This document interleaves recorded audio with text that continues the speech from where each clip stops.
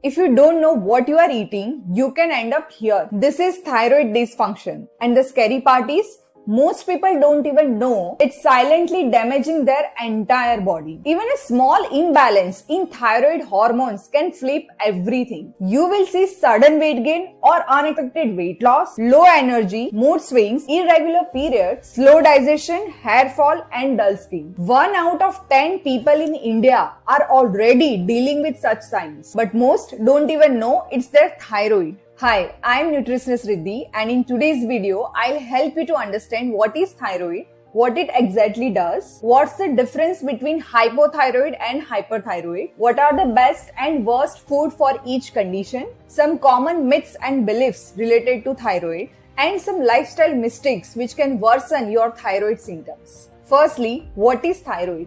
It's a small gland in front of your neck. It controls almost everything, like how fast you burn calories, energy level, heart rates, digestion, menstrual cycle, body temperature, and even your mood and brain function. Now, to understand why this tiny gland can create such a big mess, you need to know what thyroid gland actually does. Your thyroid does not work alone. It is controlled by a hormonal loop called the HPT axis. In your brain, there is a gland called hypothalamus. This hypothalamus releases TRH when your body requires thyroid hormone.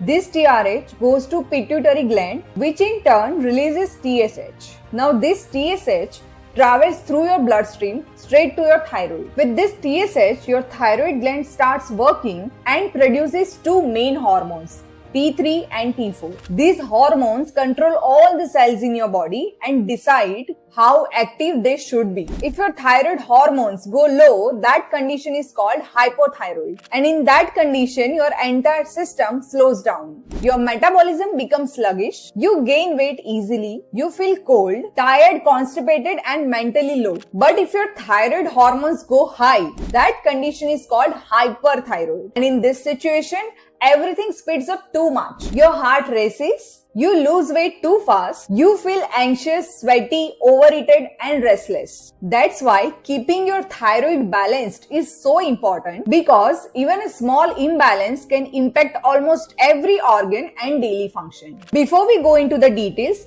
let's first understand how you can identify your thyroid dysfunction from your blood reports. For this, you need to get a thyroid function test, a simple blood test that measures the level of three key hormones, TSH, T3 and T4. A normal TSH usually falls between 0.4 to 4 milli-international units per liter. If your TSH value is high, it means your thyroid is underactive, which points to hypothyroidism. If your TSH is low, your thyroid is overactive, which indicates hyperthyroidism. This one test alone gives you a strong clue about your thyroid dysfunction. To give you a reference, I am also putting a table here for easy understanding. Next comes free T4, which says you how much thyroid hormone your gland is actually releasing. The normal range is 0.8 to 1.8 nanograms per deciliter. When your T4 is low and TSH is high, it confirms hypothyroidism. But when T4 is high and TSH is low, it confirms hyperthyroidism. Then we look at free T3, the hormone which directly influences your metabolism and energy level. Normal T3 levels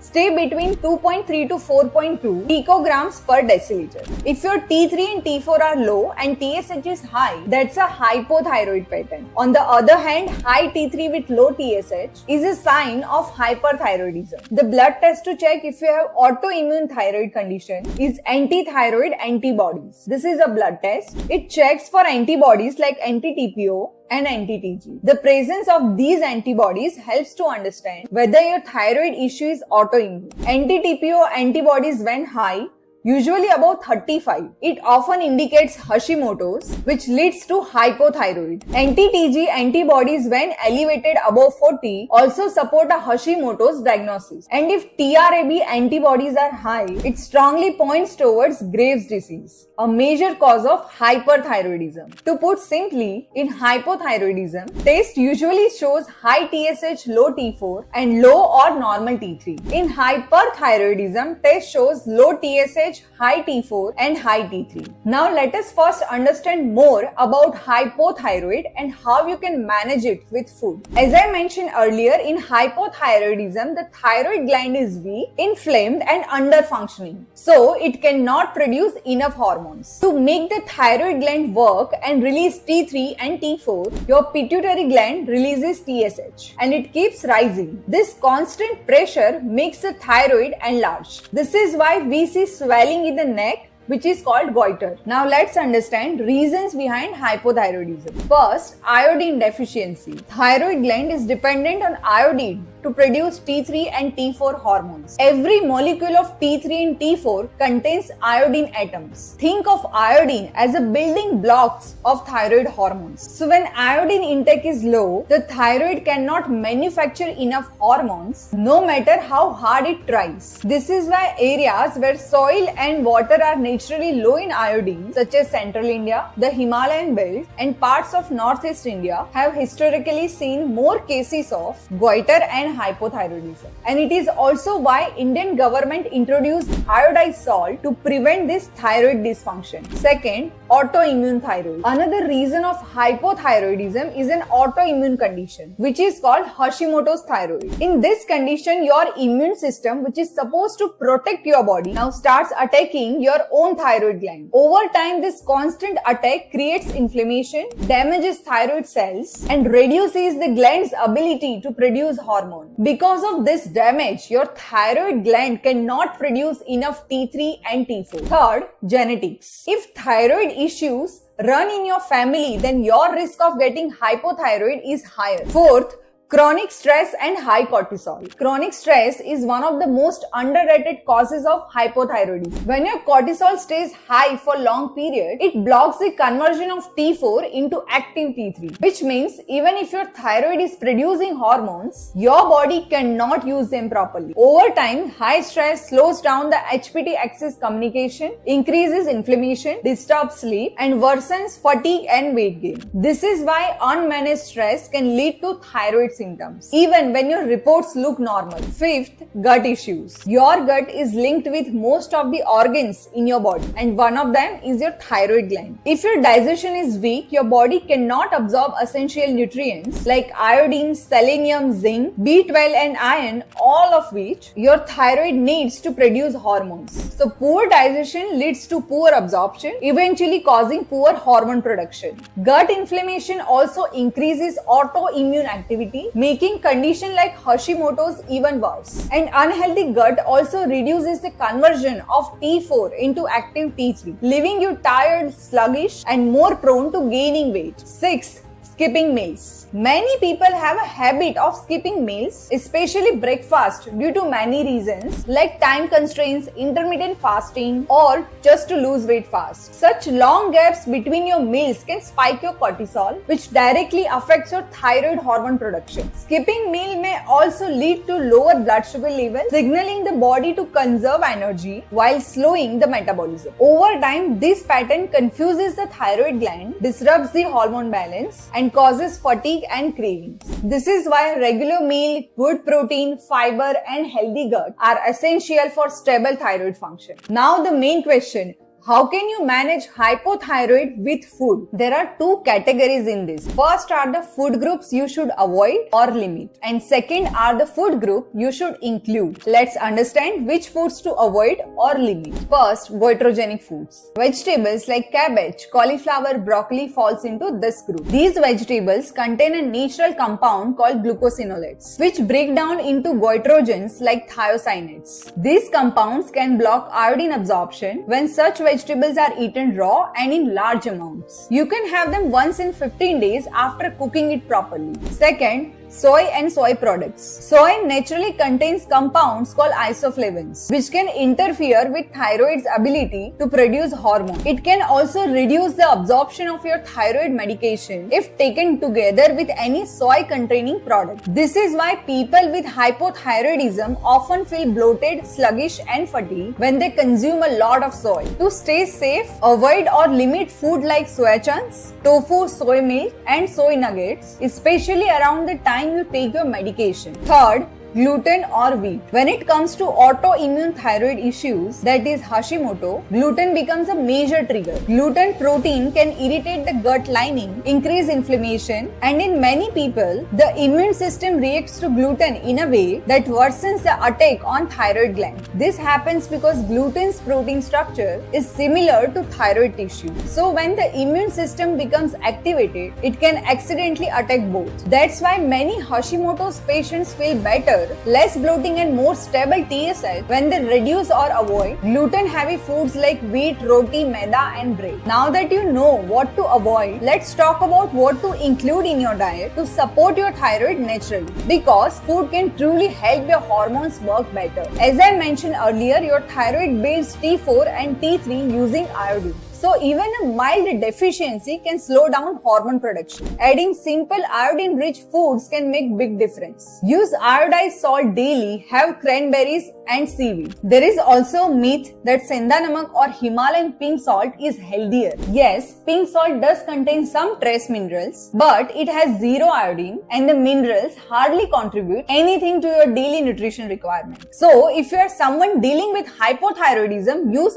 iodized salt. Your thyroid gland cannot make hormones without iodine. When you completely replace iodized salt with Senda Namak, over time your body becomes iodine deficient, which worsens hypothyroidism or even leads to goiter. That's why if you have low thyroid function, you can still use Senda Namak occasionally for fasting, but your regular everyday salt should be iodized. Most thyroid conditions, especially Hashimoto, are inflammation driven. Spices like turmeric and ginger and antioxidant rich food like berries help calm down chronic inflammation and support immunity. Selenium is one of the most important mineral for thyroid function because it helps in converting T4 into active T3. Have one Brazil nut every day. I know it is expensive, but it is really helpful. It can help you meet your daily selenium needs. Sunflower seeds and whole eggs are also excellent options. These foods help in reducing thyroid inflammation. Zinc supports hormone production, helps metabolism, improves immune health, and even helps with hair fall caused by hypothyroidism. Just 10 grams of pumpkin seed daily can be extremely helpful.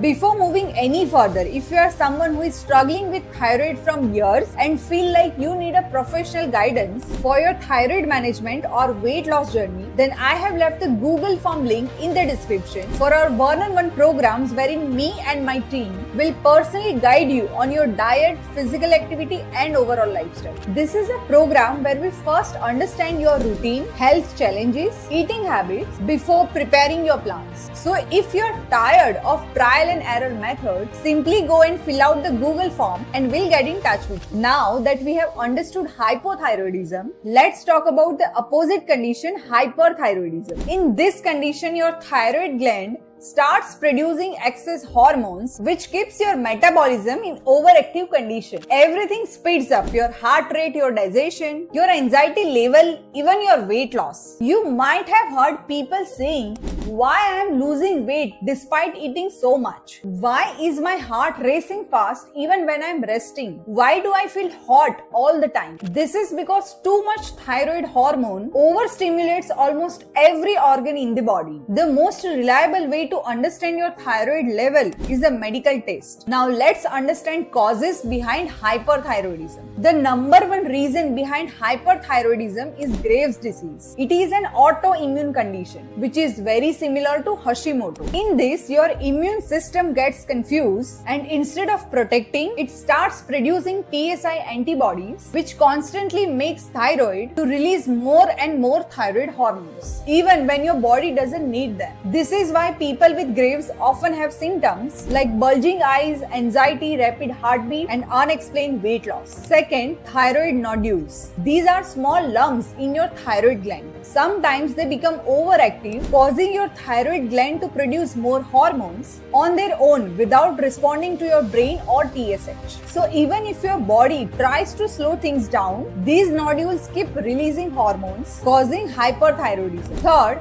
excess iodine intake. Iodine is important, but too much of iodine can actually push your thyroid into overactive situation. Balance is the key, not too much or not too less. Now that we know causes, let's understand how to manage hyperthyroidism with food. Consumption of coffee, black tea, energy drinks, or even excessive sugar needs to be limited in hyperthyroidism. Such foods elevate symptoms of hyperthyroid like increased heartbeat, higher anxiety, and metabolism. Including anti-inflammatory foods like turmeric, ginger, berries, amla calm the thyroid gland and supports immune system. They also reduce oxidative stress caused by excessive hormone levels, making them excellent choice in both hyper and hypothyroid. Now most people believe cruciferous or goitrogenic vegetables like broccoli, cauliflower, or cabbage should be avoided completely in thyroid condition. But in case of hyperthyroid, cruciferous vegetables are your friends. They contain natural compounds called goitrogen that slow down thyroid hormone production. So unlike hypothyroid patients who must limit them, hyperthyroid patients should actively include more such vegetables. They naturally reduce hormone overproduction and provide essential nutrients at the same time. Now in many patients, hyperthyroidism leads to weak bones, joint pain, and fatigue. That's why getting enough vitamin D and calcium is extremely important. You can get it through ragi, sesame seed, green leafy vegetables, dairy, or supplements. Finally, make sure your meals include enough protein because hyperthyroidism breaks muscles at much faster rate. Adding foods like curd,